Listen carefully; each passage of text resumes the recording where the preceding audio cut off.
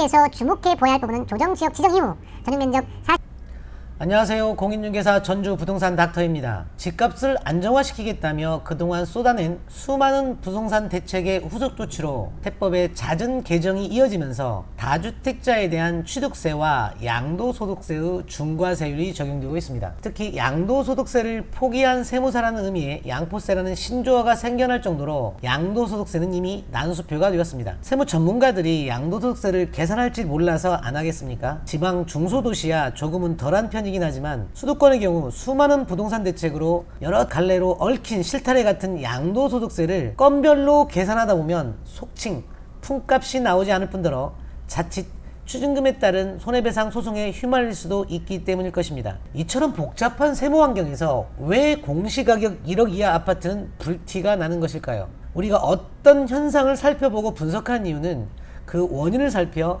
안전하고 슬기로운 부동산 투자 생활을 하자는 데 있습니다. 오늘 영상은 1억 원 이하 아파트가 불티나는 이유가 무엇이고 과연 안전하기는 한 것인지 또한 걸림돌은 무엇인지 지금 시작하겠습니다.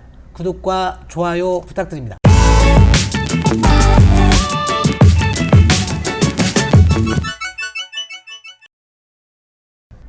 수도권에 거주하는 이모 씨는 전주 송천동 소재 시가 표준액 1억 원 이하의 주공 아파트를 1억 3,500만 원에 매입해 전세 보증금 1억 3천만 원에 임대를 놓았습니다. 이모 씨가 실제 부담한 금액은 취득세와 중개 보수를 포함 800여만 원, 일명 갭투자입니다. 도교통부에 따르면 갭투자란 아파트 매매 후 최근 3개월간 직접 거주하지 않고 임대 목적으로 전월세를 놓는 계약이라고 정의하고 있습니다. 전주시는 지난해 12월 18일 조정 대상 지역으로 지정되었습니다. 국토교통부의 아파트 매매거래 동향 자료 중 전주시 조정 대상 지역 지정 이후인 2021년 1월부터 5월까지 거래 규모별 아파트 매매 거래량을 그래프로 작성해 보았습니다. 이 자료에서 주목해 보아야 할 부분은 조정 지역 지정 이후 전용면적 41제곱미터에서 85제곱미터 규모의 아파트가 전주시 아파트 매매 거래량의 대부분을 차지하고 있다는 점입니다.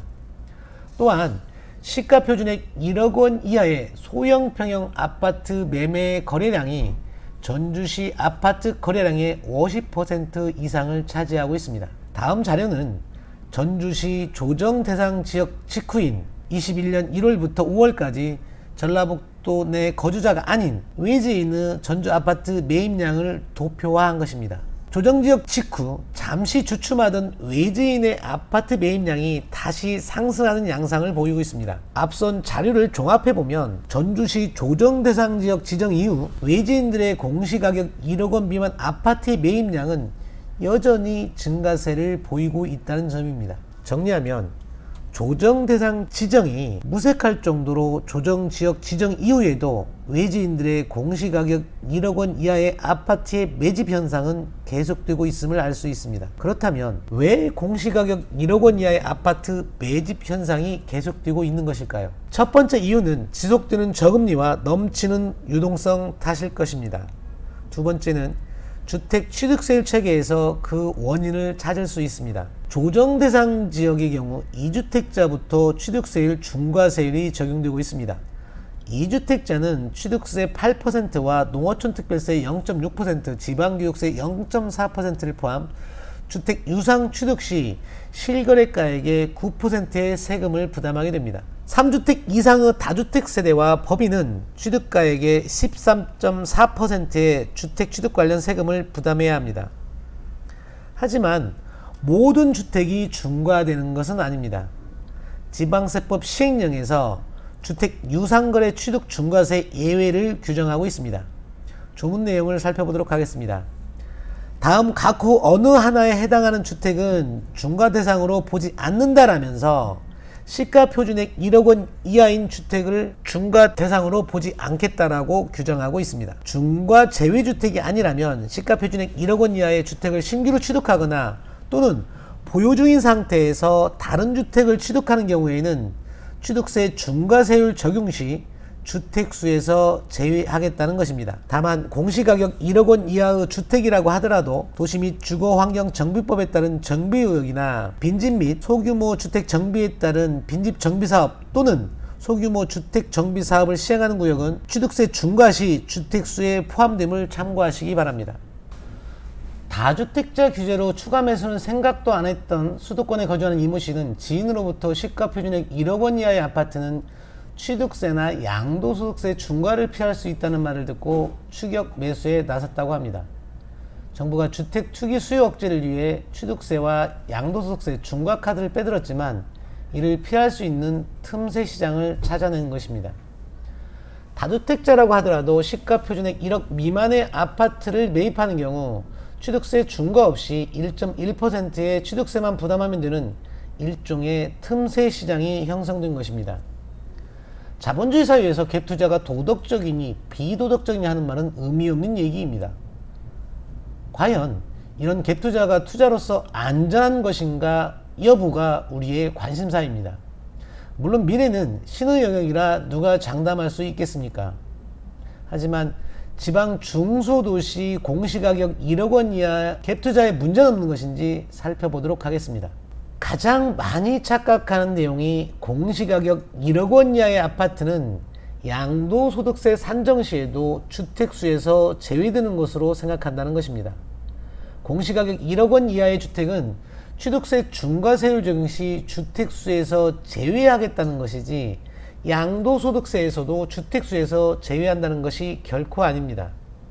2021년 1월 1일 이후 다주택자는 직전주택을 과세로 양도한 경우 최종 1주택 비과세를 받기 위해서는 1주택이 된 시점부터 비과세 요건인 보유 요건과 거주 요건을 다시 충족해야 함을 기억해야 할 것입니다. 잘못하면 소탐 대실에 낭패에 처할 수도 있기 때문입니다.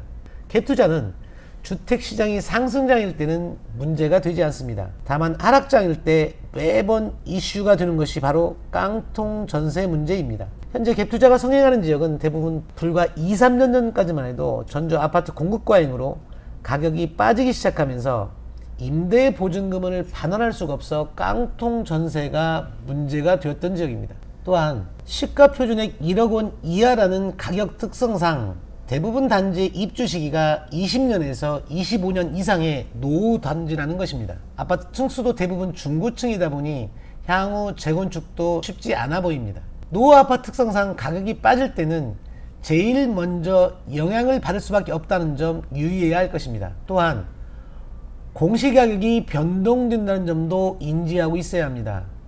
공시가격이 변동되는 이유를 여기서 자세하게 설명드릴 수는 없고 2020년 6월 거래된 공시가격 9천만 아파트가 올해 1억 3천만 원으로 상승되었다는 점을 인지하셔야 할 것입니다. 갭투자로 선호하는 조정적 공시가격 1억 원 이하 아파트 단지는 대부분 중층에 입주한 지 20년 이상의 노후 아파트 단지이지만 재건축이 용이하지 않다고 했습니다. 지방 중소도시의 중층 아파트의 경우 수도권과는 달리 정비사업의 사업성이 떨어지기 때문에 재건축이 용이하지 않아 코로나 같은 팬데믹으로 유동성이 넘쳐나지 않는 한 내 물건을 사줄 다음 매수자는 투자자가 아닌 실수요자라는 점입니다.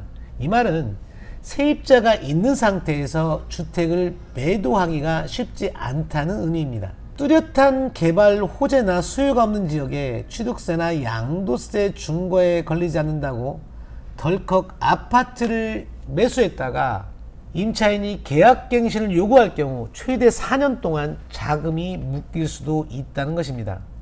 팔고 싶어도 팔지 못하는 경우가 발생할 수 있다는 것입니다. 어떤 물건을 투자하든 매수에 앞서 다음 매수자가 내 물건을 투자용으로 매수할 것인지 실수요로 매수할 것인지 염두에 두어야 할 것입니다. 갭투자 같은 소액 투자에 있어 기억해야 할 또 한 가지는 당신이 실제 투자한 돈은 2천에서 3천만 원일 수 있지만 당신이 구입한 물건은 1억 4천에서 5천만 원임을 잊지 말아야 합니다. 왜냐하면 당신의 돈은 소중하기 때문입니다. 여러분의 슬기로운 부동산 투자 생활을 응원합니다. 감사합니다.